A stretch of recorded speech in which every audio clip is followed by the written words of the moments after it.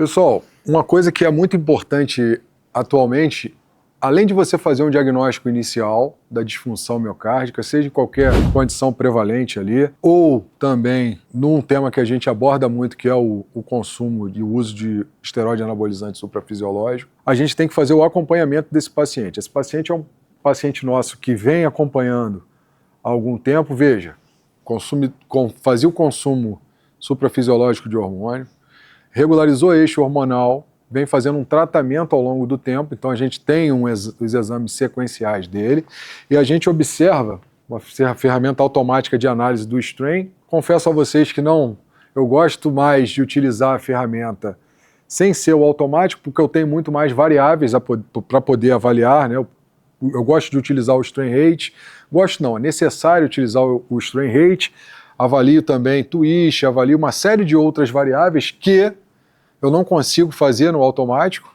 né? Mas aqui para facilitar a nossa análise, a nossa investigação, às vezes eu preciso de um time mais rápido ali na hora, é importante para o paciente saber alguma coisa de imediato, como é que está essa evolução e tal. O paciente que saiu de um strain de 11 e agora eu tenho um strain de 18.4. É a maravilha de bullseye que eu esperava? Cara, sinceramente, que eu tenho 11 de strain e consigo uma melhora significativa, independente de eu ainda observar alterações estruturais remanescentes do uso de esteroide anabolizante suprafisiológico, porque independente do tratamento, quer dizer, com o tratamento eu tenho uma melhora, mas eu não tenho uma recuperação para deixar o padrão inicial, cara, é uma melhora significativa. E uma coisa que é importante, que se eu for observar, as taxas de deformação apicais, elas continuam sendo as maiores taxas, então essa região ela vai estar respondendo ali para a tentativa e a compensação da mecânica cardíaca e aquele padrão heterogêneo. Porém, obviamente que eu tenho uma melhora substancial de 11 para 18, para um padrão de número dentro da normalidade e presença de não mais sintomas e a não presença de sintomas ali associados à insuficiência cardíaca que eu tinha no início da avaliação desse paciente. Então eu tenho uma ferramenta muito significativa e além disso, eu ainda consigo observar como essas regiões estão trabalhando. Nessa situação aqui, o paciente tem uma hipertensão de difícil controle, então um caso real, né?